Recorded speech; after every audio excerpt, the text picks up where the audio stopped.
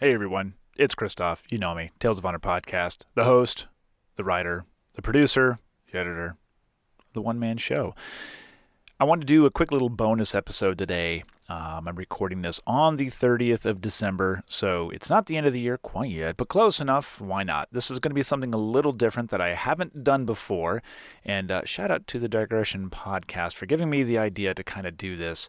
I might start doing this at the end of every year, and if you guys like it, maybe a little bit sooner. I don't really want to do it, but I figured this would be a good way to wrap up the year and kind of give you guys a little bit more of an unscripted look into what goes into the podcast and what has become what is the outcome of the podcast.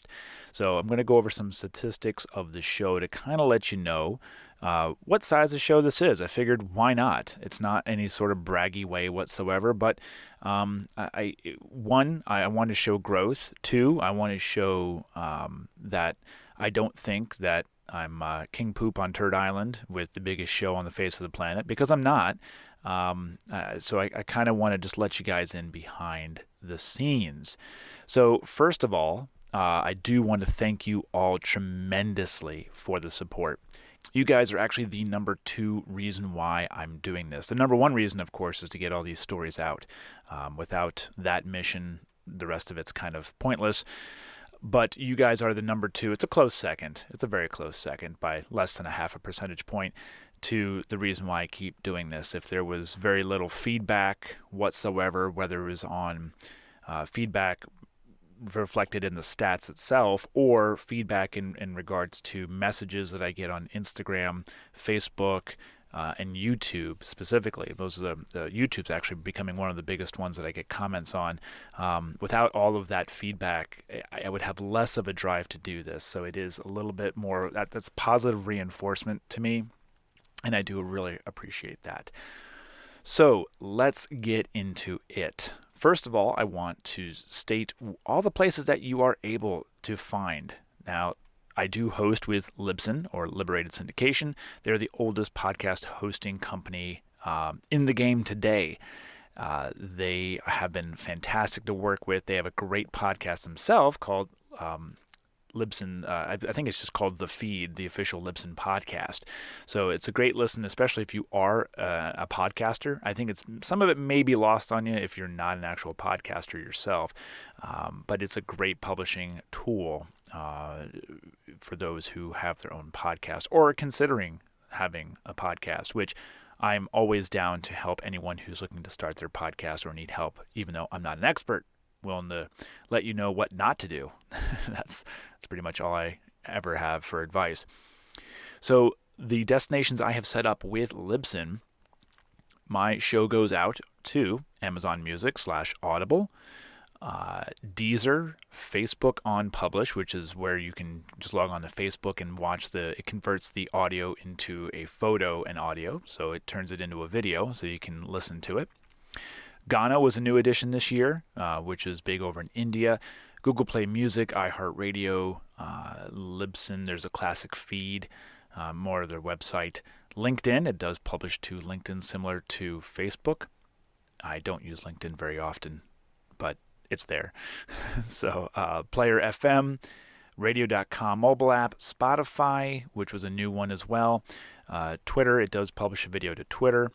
And there's a web player and YouTube. Of course, there are a ton of other apps that they're called aggregate apps. They actually pull the RSS feed from Apple. Usually it's from Apple Podcasts, will be real about that. And it just reposts it on their own. So if you listen to me from something like Castro or Overcast, those are apps that pull from the RSS feed. So that's where this stuff gets put out to. And let's move over into some stats. So as of today, as of recording this right now, Wednesday, December 30th, 2020, we have an all-time download of 94,551. That seems like a lot of downloads. It does. I'm sure there are podcasts that get that per episode, but that is what we have for this very small one-person, one-man, one-outfit show.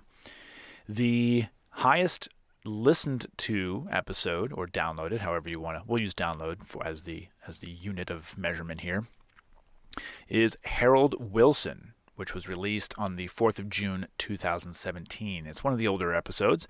That has 729 episodes, and if I look that up, I believe that was episode number 2. That was the first actual Tale of Honor, the first episode being the introduction in history. So Harold Wilson's number 1 with 729 downloads. Audie Murphy has number 2 for 507 downloads. Lloyd L. Burke, number 3 with 503 downloads. The introduction in history has 485 downloads. And for the 5th, because I'm only going to do the top 5, is James H. Doolittle, which has 383. So those are the top 5 episodes for the podcast going back to 2017. Those are the first couple episodes. So, and then it actually, what's really good to see is that it's not just the first, people binging the first couple and then getting bored with it. It does shoot up shortly after that to 2019, 2018. So people listening to the back category, but also going forward and listening to some of the newer ones as well. So I like that. I like it a lot. I wanted to show some of the growth here. I went back and did a 30-day window, essentially. Actually, it turns out to be a 28-day window, closest I could get. So the last, for the month of December, I chose episode number 364. That was this year's, Frank L. Anders. So December, I did a 28-day window from December 2nd to December 30th. There was 137 downloads on that episode. So that's just 30 days. It hasn't had a chance to be archived yet. I went back 1 year. The closest one within a year was December 1st of 2019, episode number 259, George W.G. Boyce Jr. So the window on that one, December 1st to December 29th, was also 137, which I found very interesting. Then, 1 year prior to that, December 2nd to December 30th of 2018, episode number 155, Franz A. Ittrich only had 89 downloads. So there is a significant growth from there. And going back to the very first year, episode number 51, which was December 3rd, 2017, Douglas T. Jacobson only had 74 downloads for its 28-day window. So there is a nice bit of growth going on there. I had done this metric back in November as well, and actually saw a little bit higher growth in November. But, for full disclosure, for December, it looks like year over year we're about the same. But I know that number is actually a little bit higher for year over year, not just episode. But so that's good growth. I like it. I want to see some more growth going into next year as well. Hopefully I can report that back to you next year. For those that, let's see here. I'm doing this on the fly here. This is not scripted, so this is real time. Let's see here. We will look at user agents. It looks like the majority of everyone listens to this show on Apple Podcasts, which is very much appreciated. It's the number one listener. I mean, let's be honest, Apple was the forefront in podcasting. So 46.6% of downloads come from Apple Podcasts. Then there is Spotify coming in second with 11%, which is not bad for a fairly new platform for podcasting. I like that. I use Spotify for listening to music. There are a few podcasts that if I don't see at the very moment I'm ready to listen to, it's not available on Apple Podcasts, I'll switch over to Spotify and download it real quick. I've done that a few times. Let's see here. So that's the top 3. Number 3 is Podcast Addict, which is a podcast app that people use. Looks like about 4% of the downloads come from the Apple Watch, so that I would still count that as an Apple product if it was me. Castbox comes in next, and Overcast coming in with 2.7% of the downloads. So very good there. Let's see here. I want to just run down this really quick. Amazon Music or /Audible. Actually, no, they're not the same. Amazon Music is only coming in at 0.3%, which is kind of cool. That is one of the most newer ones available right now is Amazon Music. And we'll keep on going down here. Okay, that's all it's going to show me here. So I know Facebook is a lot higher. I know a lot of people listen on Facebook, so but that doesn't show up on this one. As far as countries go, of course, who do you think is going to be number one? Of course, it's the U.S. Good old U.S. of A. is number one with 89.3%. I wish it was higher, but I'll take what I can get. Australia is actually number two with 2% of downloads going to Australia. 1.7% coming in number three is Canada. The United Kingdom is coming in with 1.3% at number 4, and number 5 is coming from India with 1%, which is probably attributable to the release of the podcast on Ghana. Honorable mention is Ireland, Germany, and Netherlands coming in 6th, 7th, and 8th. Alrighty, I think that's all we got for that. It looks like for those who do listen on an Apple device, it looks like you guys listen to about 80-some% of each show. So your consumption is about 88, some of them are 83, I'd say close to 85%. So I'm assuming a lot of you are skipping the intro and the outros, which is fine. I mean, doesn't hurt my feelings too much. Sometimes there's good information in the intro, so you should probably listen. But we're talking 30 seconds in the beginning and the end, so whatever, not a big deal. So that is that. Let me see if there's anything else I want to go over with you. Oh, yes, I did. I want to go over the website real quick. I don't know how many people actually make it on over to the website that listen online. I'm sure there is a kind of a split. But I can say, let me bring this up here. I'm actually really happy with how the webpage has performed. It was kind of an experience, an experiment that I was going to see how it played out. You know, everyone says you need a website if you have a podcast, blah blah blah. But you know, until you actually do it to see how it's going to work, you don't really know. So as of right now, year to date, we've had just shy of 4,000 page views. It says 3.9. It's not going to actually give me the real number, but so 3.9 thousand. So 3,900 page views with about 2,200 unique visitors. So that's actually really good. So a lot of those views are not just one time. It's a lot of repeat offenders, if you will. So that's really good for me to know. I haven't gone back to see what the previous years were. I'm imagining they would be lower since more people find out, more people visit. It looks like traffic to the website, which is talesofhonorpodcast.com. Very simple.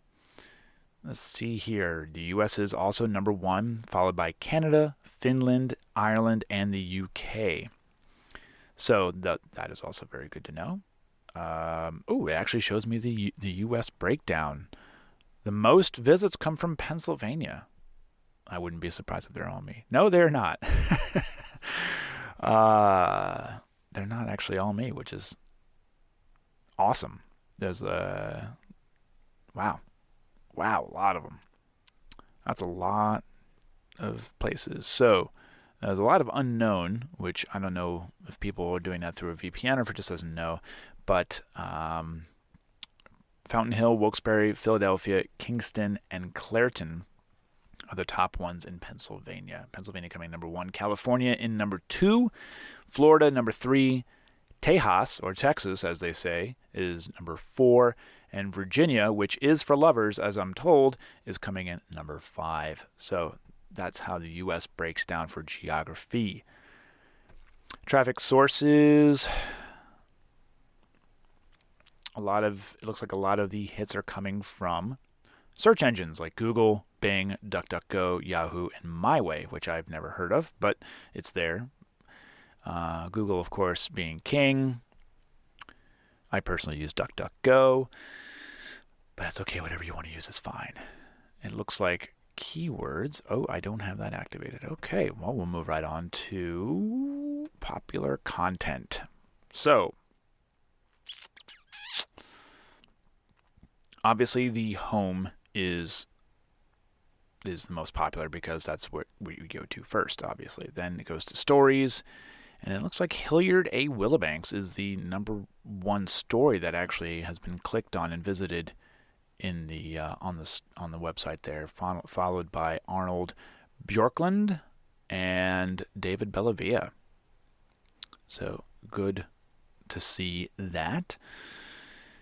And let's see here. The one thing I found very cool, and I did reach out on this. Let me get back to this window real quick. So I said that search was number one for people coming to the website.